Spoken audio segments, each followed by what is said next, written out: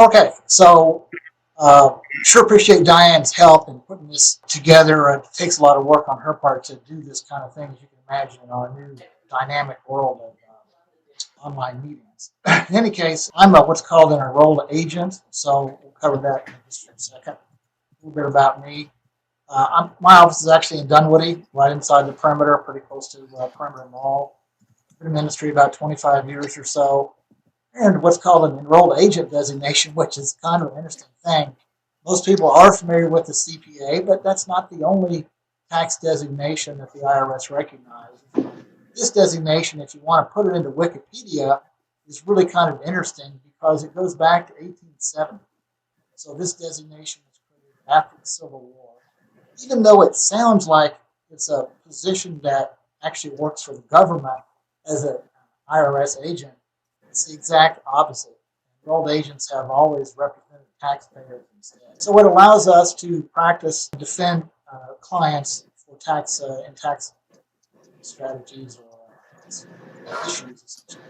The same as a tax lawyer or attorney. I'm also provide some other skills. Essentially, I also have a life insurance license, and I'm an SEC registered investment advisor. I did those. I had that additional training because I felt that so many times when clients have financial needs, they turn to the CPA, who then can't really help the client implement some of the strategies that are needed to maximize their overall wealth, essentially. And then many times when the client approaches the investment advisor, they don't have the tax expertise to help them move to the next step. That's why I'm also a member of a program called this. So you are probably 2 hours, which basically offers some alternatives to traditional financial planning. And we'll see some of that. Okay, so here's a disclaimer. Some of the things that we're going to be talking about here deal with future values. So anytime you deal with future values, you have to have a disclaimer that says no one has a crystal ball. No one can see the exact future itself. And this tells you a little bit about this. Okay, so what we're going to cover in this event.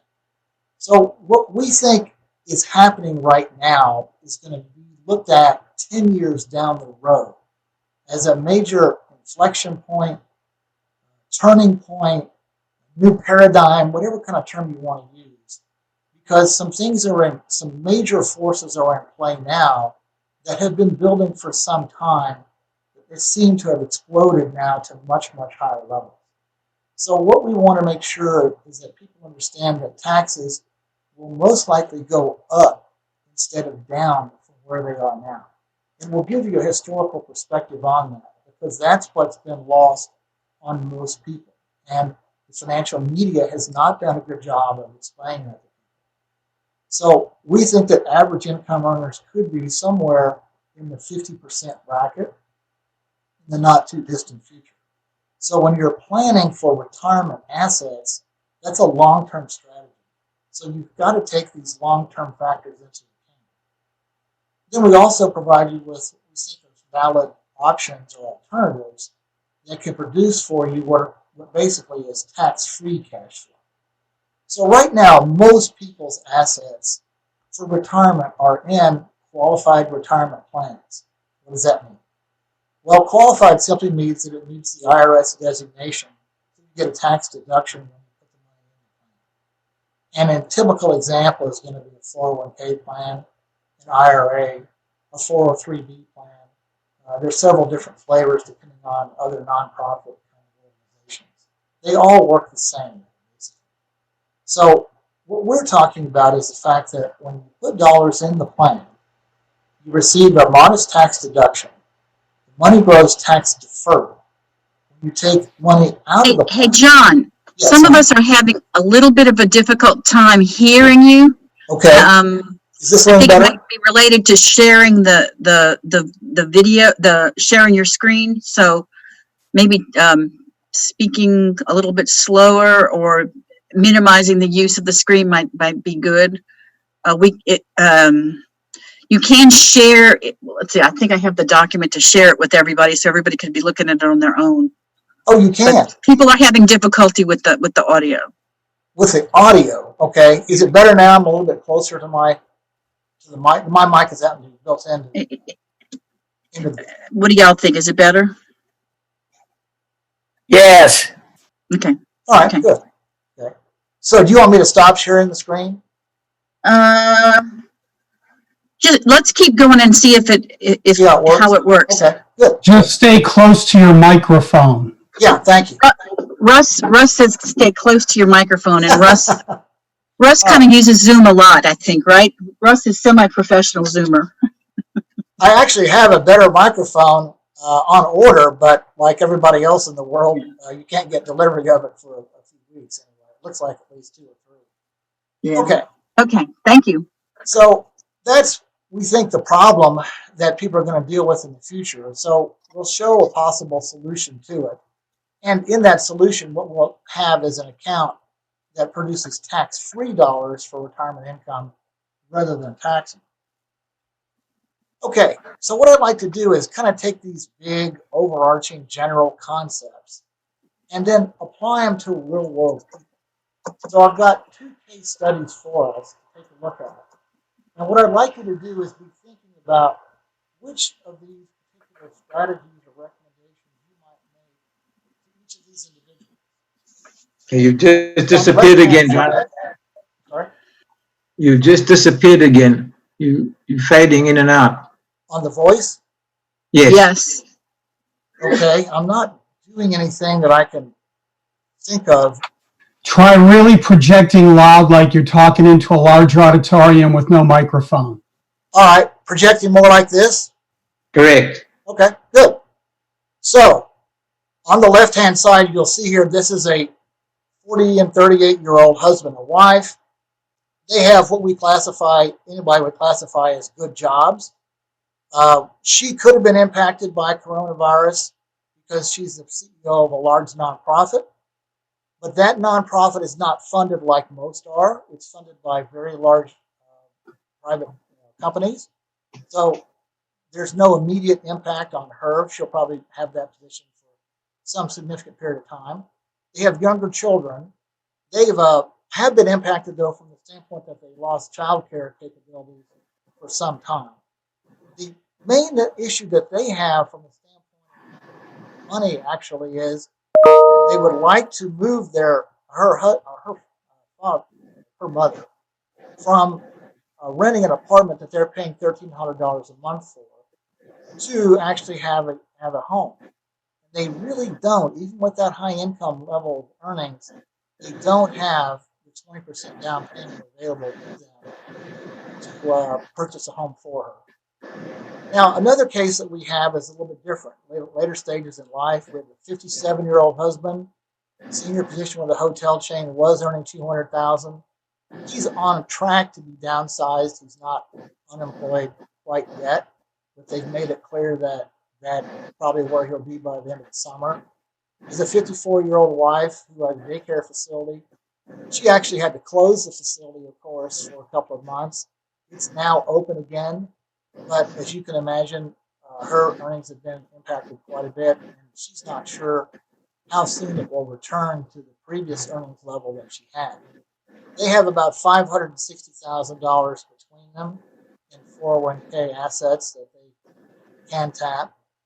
And unfortunately for them, compared to the first couple, they have an additional cost, right? Because they have actually have 2 children, but 1 child is still in college. So think about them as people are going to have solutions. Okay, so have you ever wondered how much income the country has, how much debt we have, and how interest rates are then impacted by that debt? What's the deficit in the United States? So we hear about this from the media, but it's hard to get good numbers on a day-to-day basis. So one resource that we want to provide to you is online, and that's a thing called the U.S. Debt Clock. So if you want to pull that up during the presentation, it's a good idea. You'll have more updated numbers than I have here, just from a few days ago. So it's a pretty busy calculation, but all I want you to do is to focus on a couple of different areas. On the left is the U.S. national debt. It's about $25 trillion. Then the other thing to look at is how fast that debt grows. So on the right-hand side, under federal tax revenue, it shows how much income is coming in to the federal treasury, to the IRS, right? And then underneath here on the left-hand side, it shows how much money is flowing out. So this year so far, we've taken in $3.5 trillion, and we're losing or paying out $6.1 trillion. So the difference between those numbers is going to be added to this number, the U.S. national debt. That's pretty significant. And that's why we think that this is one of those inflection points in time in which we've hit a point where things are going to now, this kind of spending may have a long-term impact on the country.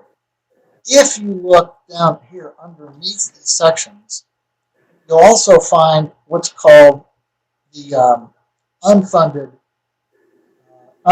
debt. And essentially, these are, if you look at this section here, the U.S. total debt, these are what are called unfunded liabilities. So this is basically the amount of money that is committed to be paid out in Social Security, for instance, in Medicare, and in other human resources type expenses down the road. So even though the official national debt is here, our unfunded liabilities, the amount of money that we're committed to pay in the future, is actually almost 3 times that.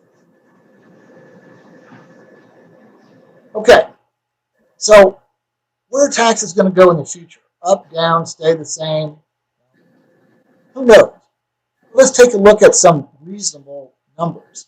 And this is part of the story that we don't think the financial media has done a good job of making people aware of. All of this is the power of any savings plan is impacted directly by tax rates. So let's take a look at tax rates over approximately the last 100 years. First of all, income taxes didn't even exist until 1913. Remember that era? This is when we had the Jekyll Island meetings. This is when the Federal Reserve Board was created. And actually, you'll see that it was created right when World War I started, because that was the initial justification for it, is to pay for World War I. So it went up to this level here, which basically meant that on the last dollar you earned, that's the rate you pay. It wasn't on every dollar, but on the last dollar. Then after that period, World War I ended, the government actually did reduce rates substantially, down to 20% level. But you can see they never got rid of the income tax, right? Because it created too much income. Then as we go through the 30s and 40s, get very high levels, moving back to the 90% rate again. What caused that? Well, that was caused by World War II. That's how we financed World War II. And it's also interesting to note that this level here, the total amount of debt was equal to about 30% of the total income of the country, the total GNP, so to speak. We've never been at that level again. Until when? Until right now. That's another story. We do have a limited period of time here for our meeting, so you might want to move along from the background. Okay, that's fine. Good, we'll do that. So in any case, there are plenty of people who are calling for much higher tax rates, as you can imagine. And I don't think this is a surprise to anybody. We're all aware of that. All we want you to see is that tax rates now are low. Okay? Now, this is kind of where we began to have an impact, something that people need to be made aware of. In 1980, $60,000 of income puts you at a 54% rate. In 2020, that 60,000 is 153,000.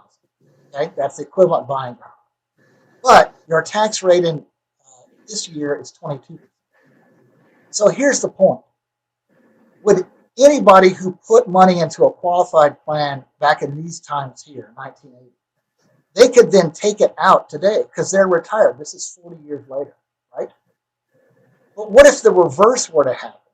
What if someone were to put money into a qualified plan today at 22% and then have to take it out down the road at 45 or 50%?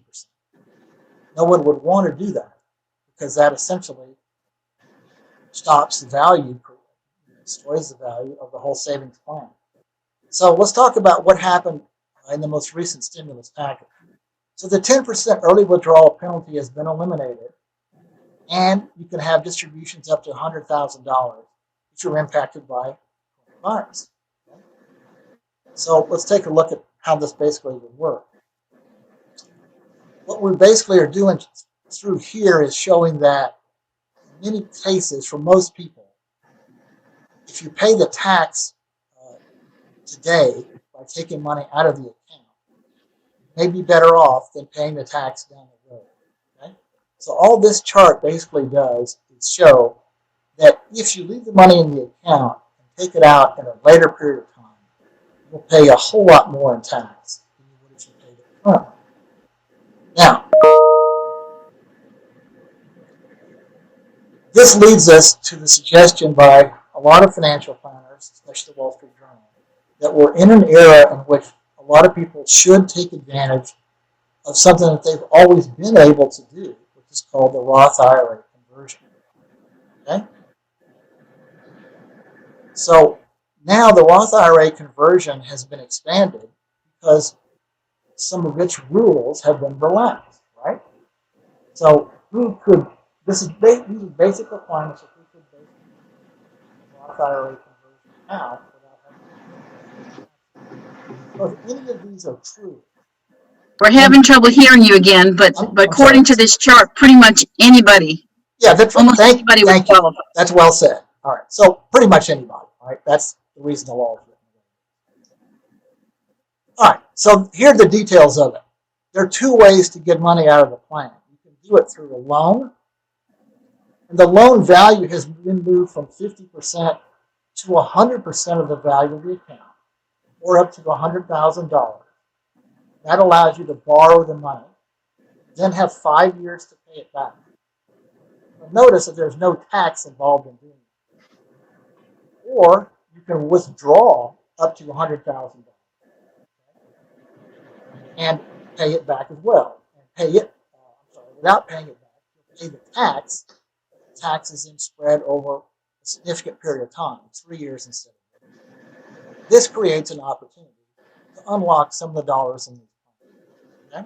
Let's talk about a little bit more detail. Option 1 on the loan, we'll take up to $100,000 from the 401k. We'll pay it back over a 5-year period.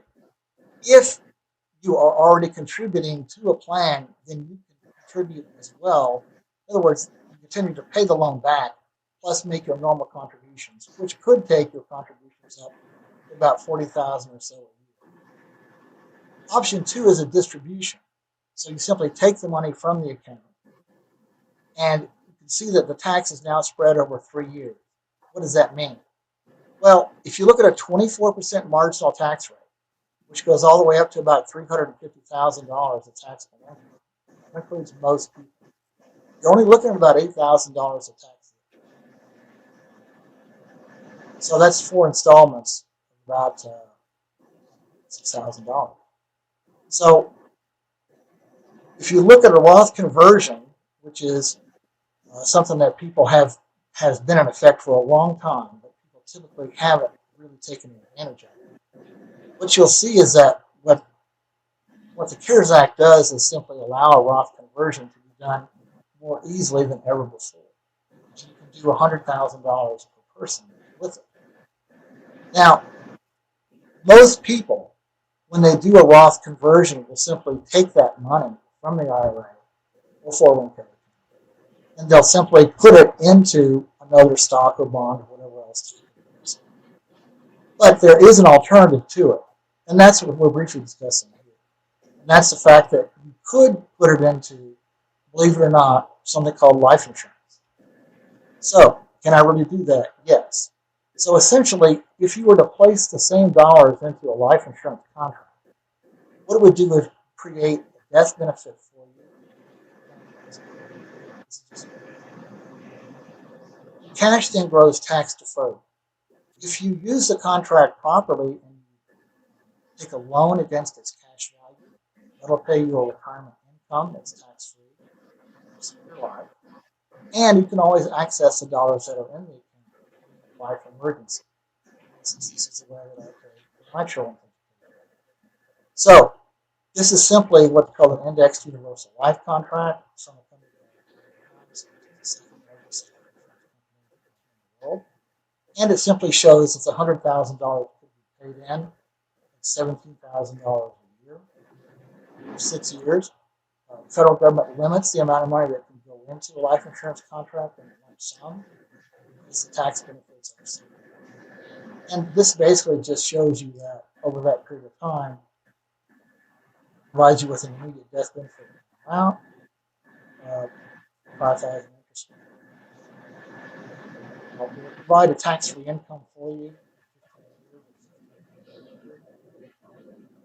and basically at age 92, it would pay you tax-free over 40 years.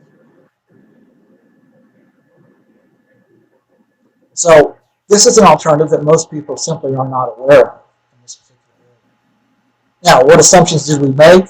Well, we've looked at earnings at the 6-7% level through that period of time, which is something that's been achieved for a long period of time. No one knows what the exact We're continuing to have difficulty hearing you. You're going in and out, Mr. Okay. Mills. All right, thank you. So I'm up about as close as I can get here. Sorry about this issue.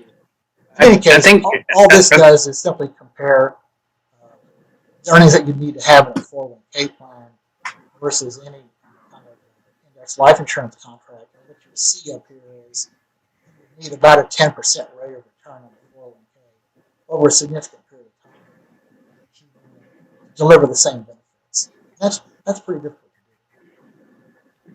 Okay, so this just John, sorry to interrupt you. Yeah. I think you have a connection problem more than anything, because I'm hearing about every fourth or fifth word that you're speaking. I don't know what it is. You can try to turn off your screen sharing and see if that'll help you, because it does take more bandwidth. And because I think we'd rather hear all your words than see your screen. Okay, I understand. Let's see here.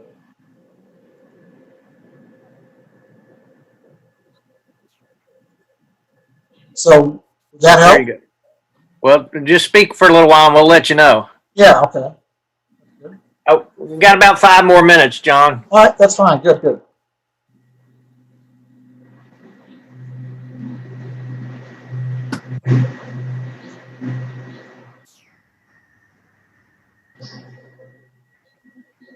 All right. So in any case, all this shows is that you could end up having a substantial death benefit in today's world. That death benefit can actually be a living benefit, meaning that you can use that death benefit for long-term care payments, kind of chronic illnesses. So what this does now is let's go back to our recap of a little case study and see what solution we would recommend for a 40-year-old husband. Still having a problem. Who have good Yeah. jobs. Yeah, it's a connection problem, I think, John. It's just fading in and out even without your screen sharing. I've got a really high bandwidth connection here too, and I've got late model equipment. I know. He'd having that problem. We're just about finished up. So in any case, if you look at those case studies that we talked about first off, the recommendation for the husband and wife would be for them to do the loan strategy, because they'll be able to maintain their income, and you've got to have earned income essentially to pay back that loan. In the second case of the husband and wife who, when he's been laid off from the hotel chain, that's going to be a case in which they're not going to be able to do the loan because they've lost a substantial portion of their income. So they'll need to do the distribution strategy instead. All right. Any questions at this point? So this is essentially the end of the presentation.